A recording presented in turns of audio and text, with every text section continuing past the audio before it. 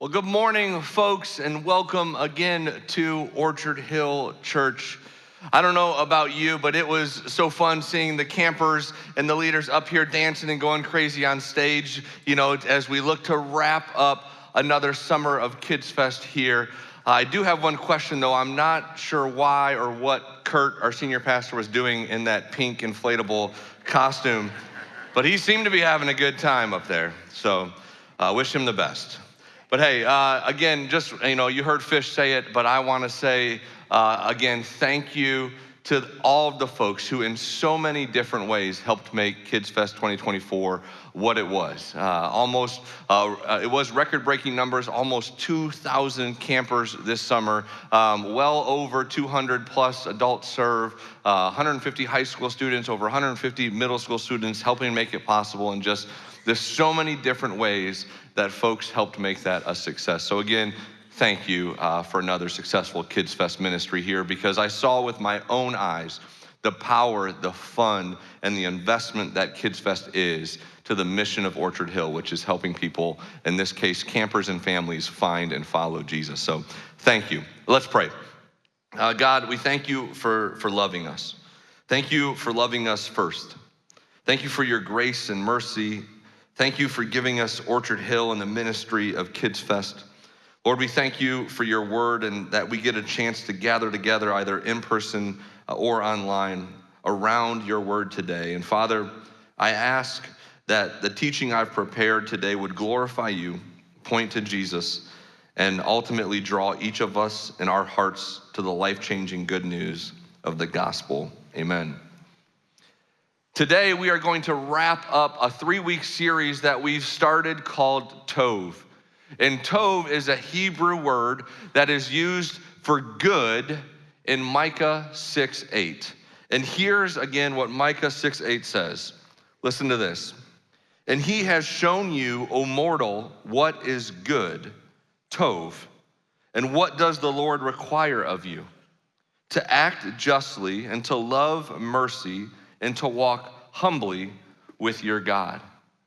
And so what we've done over the last 2 weeks, and what we'll do one more time here today, is try to ask and answer the question of what is good, tov, or required of us from God to do 3 things. Week 1, we talked about act justly. Week 2, last week, loving mercy.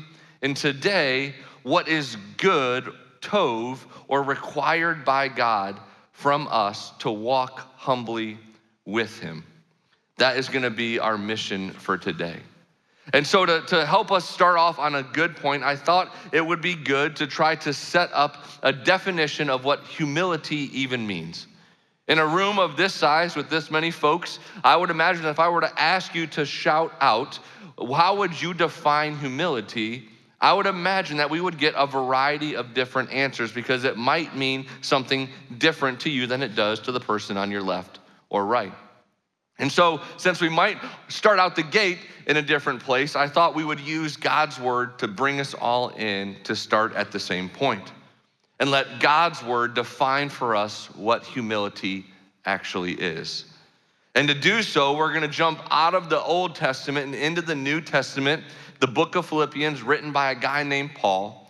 In Philippians 2, verses 1 through 11, if you're reading from the NIV Study Bible, it actually gives this section of scripture a header, a title that says, Imitating Christ's Humility. That contained in these 11 verses is how we as believers, those who call themselves followers of Jesus, can learn to imitate Jesus's humility. And when we look inside these verses, looking specifically at verse 8, we start to get a definition. Here's what it says. In being found in appearance as man, he, referring to Jesus humbled himself by becoming obedient to death, even death on a cross. And so just looking at this one verse, we start to get a biblical definition of what humility is. It says in it that Jesus humbled himself by becoming obedient. So simply put, humility can be defined here as obedience to God. That to walk humbly with God is to walk obediently, surround our life and define our life in all areas of our life in obedience to God. And so now, looking back at Micah 6:8, we add a little more depth to our definition of humility as one commentator points this out. He said, when God in Micah 6:8 gave them the command to walk humbly, this command was meant to speak directly to the heart motive of people. In other words, what motivates your heart? Have you ever asked yourself that question? What motivates your heart? The command given to God from God in Micah was to say, what should motivate your heart as believers and followers of Christ is obedience to God. It's a way for us to posture one's heart. Humility was to show what about that person is their heart directed towards. What is it beating for? Humility is the posture of one's heart, either towards God or away from God. And so now when you combine Micah 6:8 and Philippians 2:8, we are starting to build a solid foundation, an understanding of what walking humbly with God means. Having a heart that is postured, having a heart that is obedient to God. Or another way that you could say it, as Paul's titled is, walking humbly with God means to imitate the very heart of Jesus. Imitate the very heart of Jesus. Now, if you're like me, imitating is something that, depending on who you're trying to imitate and what you're being asked to imitate, it can be easy. And sometimes, depending on who you're asked to imitate and what you're being asked to imitate, can be really hard. And in this text, we are being asked to imitate Jesus, who, if you don't know, was the very Son of God who lived a perfect life. So it sounds like that's gonna be pretty hard. But I also know this. I've got a son, his name is Bennett, he's 9 years old, and he loves sports. And I, as his father, love him. And there's even times in specific situations where it's hard for Bennett, who's my son, to imitate his father, especially in the world of sports. And here's why. My son loves baseball. And so me as a father trying to help him, who also I played sports growing up, I'm trying to teach my son how to throw a baseball, right? So I'm like, hey buddy, here's all you do is you catch it in your left hand and you take a step and you throw with perfect form. You know, or you get down and you do the step, right? And you fire that ball with your right hand. And Bennett is standing there trying to imitate his father who loves him, but he's going, what? And you can see like the wheels turning in his head, and he's like, I do what? Guys, Bennett's left-handed. He can't figure out how to imitate his dad. And then even his dad, who still loves him, has to remember, oh shoot, Bennett's left-handed. Son, it's like this. I'm like, oh, I can't help you, man.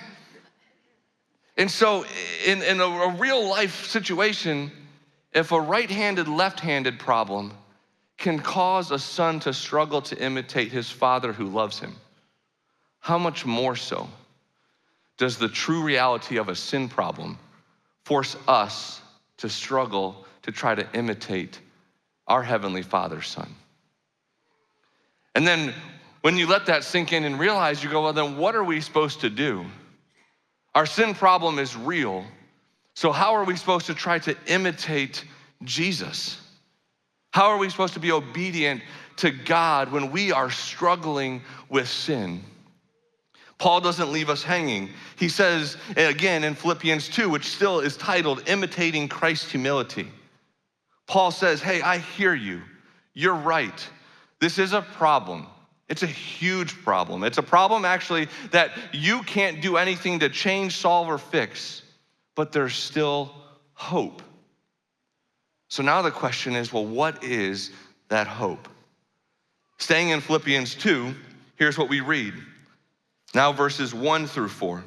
Paul says, therefore, if you have any encouragement from being united with Christ, if any comfort from his love, if any common sharing in the Spirit, if any tenderness and compassion, then Then make my joy complete by being like-minded, having the same love, being one in spirit and of one mind. Do nothing out of selfish ambition or vain conceit. Rather, in humility, value others above yourselves, not looking to your own interests, but each of you to the interest of others. Do you catch here in Paul's words, these 4 verses, where Paul says the hope is found? It's in that, therefore, if you have any. And he says that 4 different times in these verses. And what Paul is referring to is you trying to imitate Jesus on your own merit, your own strength, your own accord, your own desires is going to be impossible. It's not just gonna be difficult, it's gonna be impossible. The only thing that makes this possible is Jesus. And therefore, Paul says, if you have any understanding, any experience with, if you've ever felt even just the littlest bit of the love that Jesus has for you, if you've gotten a chance to know Jesus, even just a little bit, and the more you get to know Jesus, it becomes easier to imitate because you've gotten a chance to get to know the very person you're being asked to imitate. To be motivated or to start to imitate someone that your heart does not know, have no experience with, never felt this person's love, never been shown that this person is one who can be trusted, never seen this person demonstrate faithfulness to you or given you a reason to believe in them. It is gonna be hard, impossible, no motivation unless you and I get a chance to personally know and experience the person of Jesus Christ. And that is our big idea today. This is our big moment that if you've heard nothing else, hear me say these things. To walk humbly with God can be broken down into 2 simple steps. I've tried to make it very easy for us this morning. And those 2 simple steps are this. Step number 1, draw near to the heart of Jesus. Draw near to the heart of Jesus. And step number 2 is see and repeat step number 1. Tried to make it simple, but we're sinners and we're probably gonna screw it up, so let's spend some time in step number 1. And I get a chance now to talk about a book that I got to read a couple years ago, and it's one that I've read multiple times since then. This book is hands down today in my top 10 must-read list, whether you would call yourself a believer, on the fence trying to figure it out, or even against God, I would still recommend this book, and here's why. In fact, I wouldn't even be upset if right now you stopped listening to me, pulled out your smartphone, found this book on Amazon and ordered it so by the time you got home, it's sitting on your porch. I'd be okay with that. This book is called Gentle and Lowly by Dane Ortland. Gentle and Lowly by Dane Ortland. And lowly, depending on what translation of the Bible you're using, lowly is a word that is translated as humble. Humble can be translated as lowly. In other words, gentle and humble. And the primary focus of this book is on Matthew 11, 28 and 29, where Jesus says himself, Jesus speaks these words to you and I, and here's what he says. He says, come to me, all you who are weary and burdened, and I will give you rest. Take my yoke upon you and learn from me, for I am gentle and humble in heart. For I am gentle and humble in heart, and you will find rest for your souls. You see, what Ortland starts to point out in this book is that there's only one place in all of the New Testament where Jesus himself is given the opportunity to describe what his heart is like. Again, what is walking humbly with God? It means obedience to God in the form of imitating the heart of Jesus. And Jesus here, using 2 words, describes and paints a picture of what his heart is like. Jesus says, my heart, if you want to draw near to my heart, you are going to experience a gentle and humble heart towards you.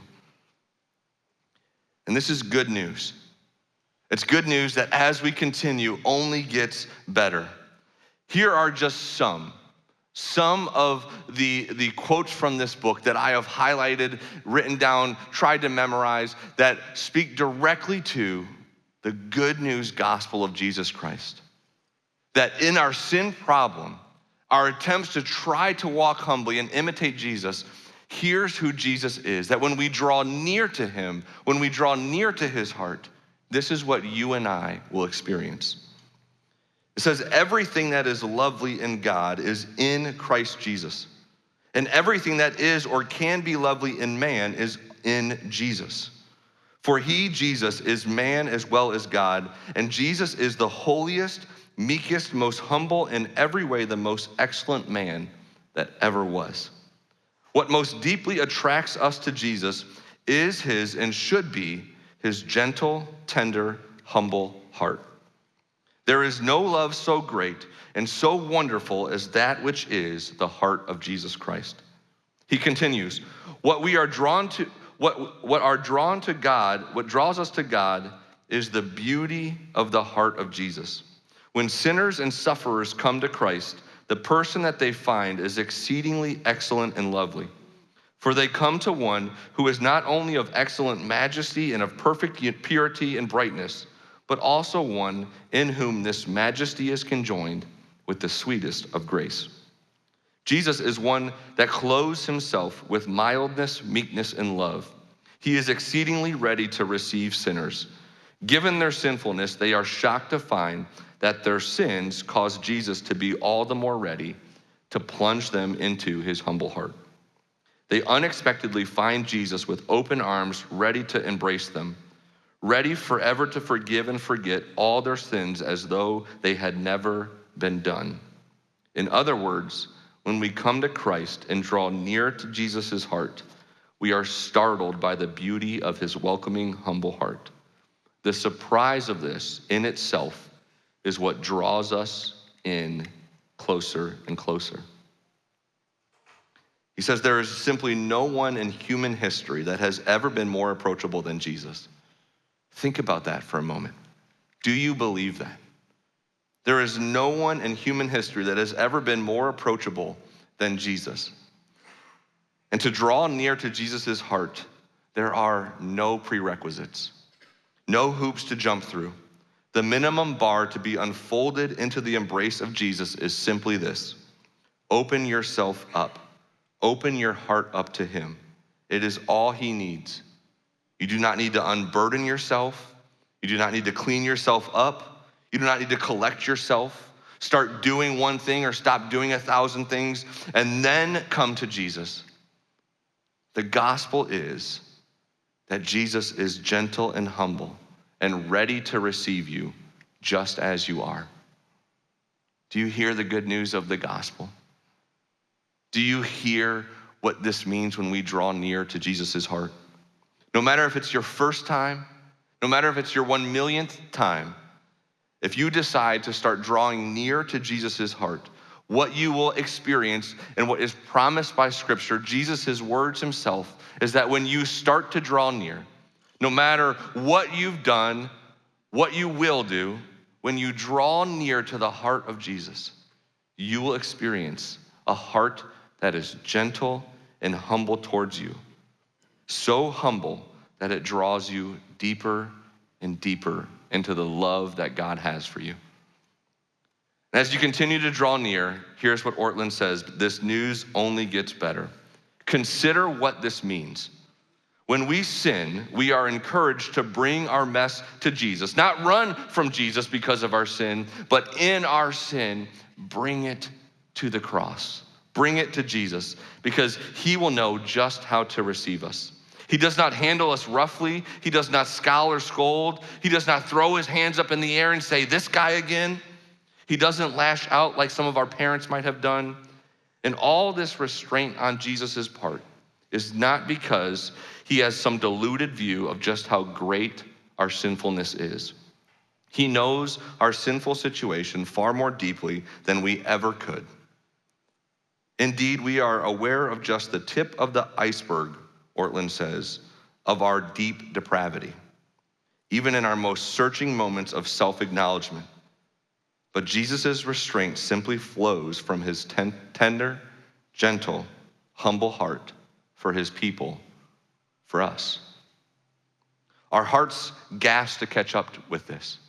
Maybe right now your heart is gasping to catch up with this. Is this really true? Can I really bring my sin to Jesus and he will extend gentleness and humility towards me? Our hearts gasp to catch up to this. It's not how the world around us works. It's usually not how our heart works towards others when their sin is brought to us.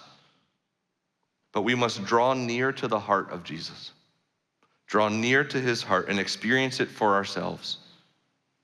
And when we do, bow in humble submission, letting God, his Son, and his word set the terms by which he will choose to love us.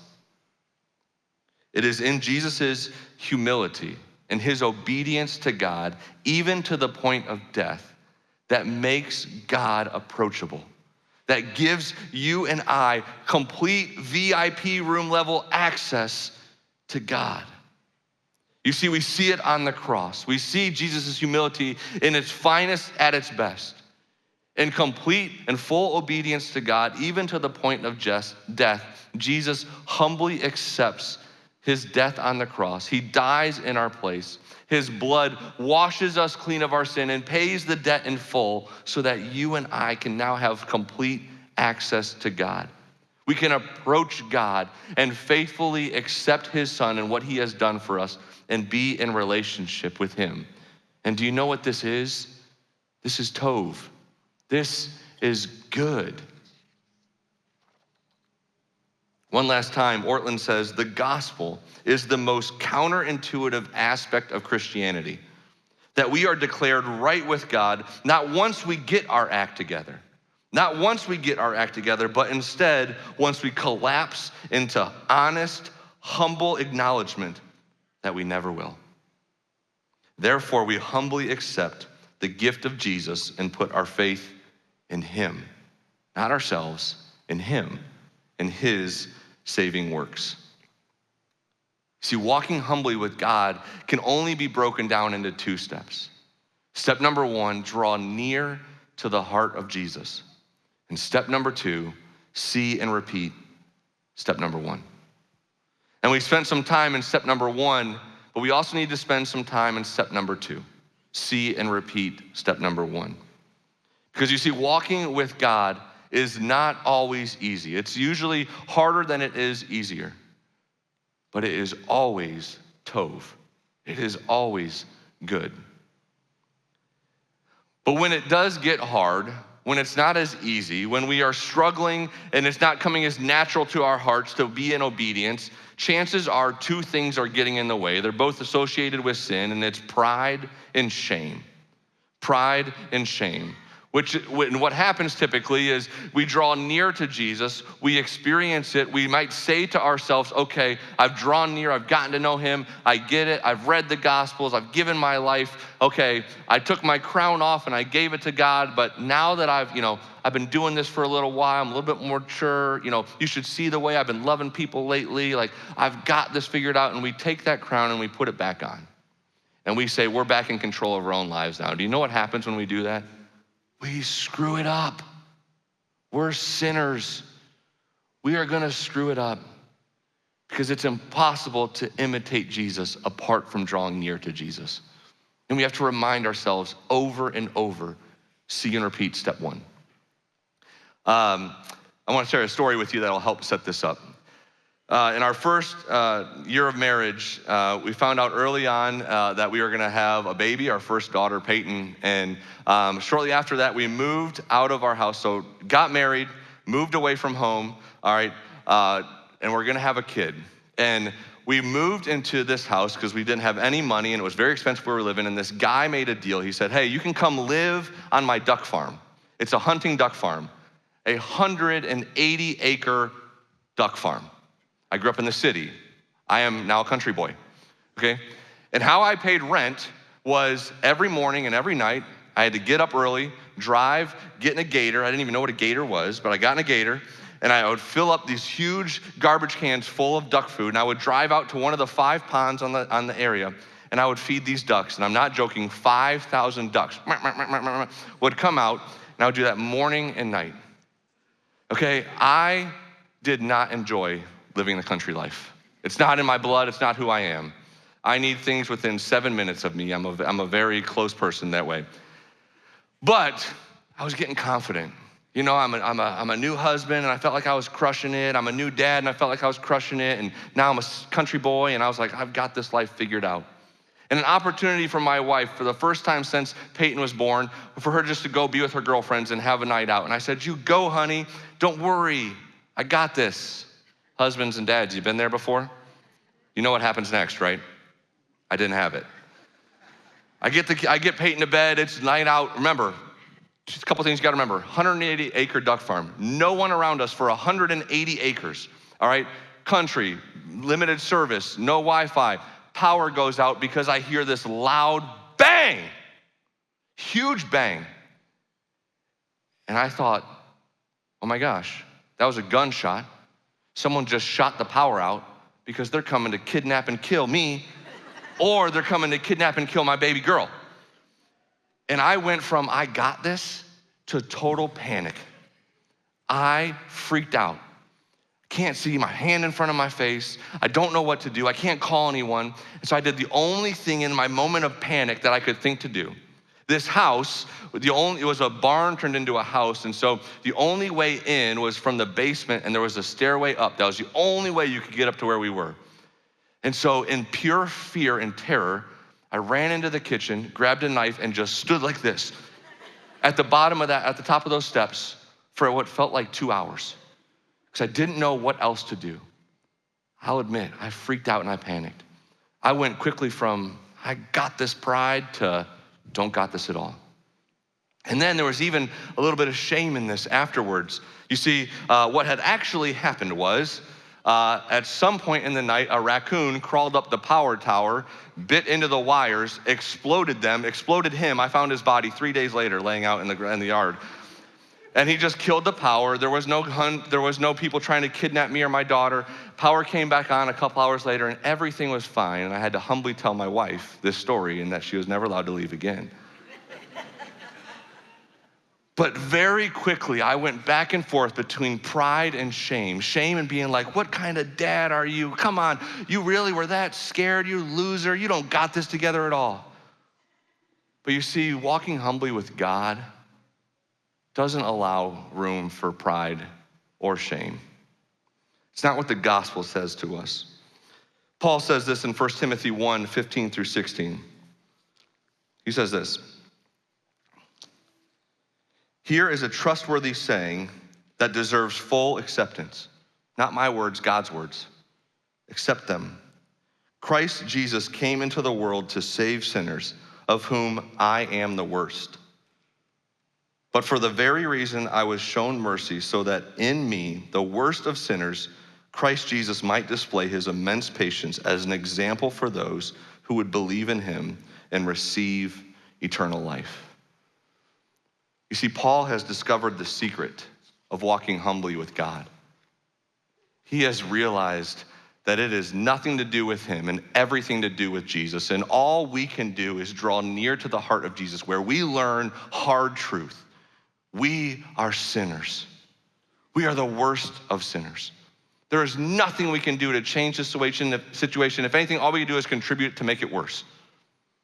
But yet, because of who God is, because of what his son Jesus has done for us, because his heart is gentle and humble, we can begin to imitate Jesus and walk humbly, because Jesus made God approachable. Jesus gives us access to relationship to the most gentle and humble human being we will ever encounter.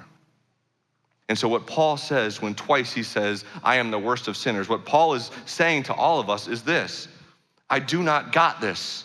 But you know what the gospel tells me? Jesus does. Paul is saying, I am the worst of sinners. He says, I need help. I can't fix this on my own. You know what the gospel says? But Jesus can save you, and he did. Paul says, I am the worst of sinners. It's the hardest news you can ever tell someone. But the greatest news is while you were at your worst, while I was at my worst, Jesus died for me anyways. You see and repeat step one is an important step, because the truth is, whether you're about to try to do this thing called a relationship with Jesus or you've been doing it for a long time, some point you're gonna drop the ball. At some point you're gonna fail to walk humbly. The truth is, you're going to try to draw near to the heart of Jesus by reading his word, getting to know him in the Gospels. And you're gonna come across things that your heart is gonna go, I don't like that. I don't wanna believe in that. I don't wanna do that. You're gonna have to ask yourself, am I gonna be obedient to it or not? And we become obedient as we draw near to the heart of Jesus. When you go home today, or when you go back to school, maybe at work, and probably definitely sometimes when you're driving, you are not going to act in a way that is imitating Jesus. It's the truth. Pride will tell you that you don't need Jesus. Shame will try to keep you from going to him. But the truth is, we need to draw near to the heart of Jesus every day, over and over again. The good news of the gospel is I don't got this. I am a sinner, the worst of them. But Jesus does got this, and thank God for him. Because in Jesus, we can find rest for our souls. And so as we look to wrap up here, and just think about this, starting next weekend, it'll be noon when we're wrapping up, guys. It'll be great, right? Walking humbly, being obedient to God only begins to become possible when we choose to draw near to the heart of Jesus. As you continue to draw closer and closer to Jesus' heart, you will start to imitate Jesus' heart. Not because anything you do, but what he starts to do in your heart. And when we do, that is when we start to walk humbly. And that is good. That is tov. And there's actually a bonus here. Do you know what happens as you start to draw near to the heart of Jesus? You start to get to know Jesus. You get to see him for who he is, and you start to impersonate him, imitate him, because you now know him. It's what allows us to walk into a room like this, or any room, no matter what the size and how many people are in there, and say, I don't care what is going on in anyone else's life, I am the biggest sinner in this room. But yet Jesus loved me and died for me still. And you make everyone in that room see you as approachable. See you as someone I could go to them. I can maybe ask them, why are they the way that they are? Why do you react the way that you react that is different than the rest of the world? Why do you not let this, where does this peace, why do you have such rest in your soul? Where are you getting that from? And you get a chance to imitate Jesus and point them and draw them and bring them with you to the heart of Jesus. If we are to walk humbly with God, we should draw near. So I don't know what that looks like for you. Maybe that's just simply, today I'm gonna start and I'm gonna open up and I'm gonna read the Gospel of Matthew. Maybe you want a little extra challenge and you wanna do the John 21 day challenge, where you open up the Gospel of John for the next 21 days and read one chapter a day. I don't know what that is. Maybe for you, it's asking God into your life, asking you into an area that you've not been obedient in, but knowing that, hey, even if I'm struggling in this area, I can go to Jesus because he is gentle and humble. Let's pray. Father, thank you. Again, thank you for your son. Thank you that your heart is gentle and humble, that we can draw near to you, and what we will find is a gentle and humble heart towards us. Lord, may each of us draw near to you today, and that wherever point we're starting from, Lord, would you meet us in it, that we would come to know you, trust you, and begin to walk humbly with you, knowing that it is tov, it is good. Amen. Have a great day, everybody.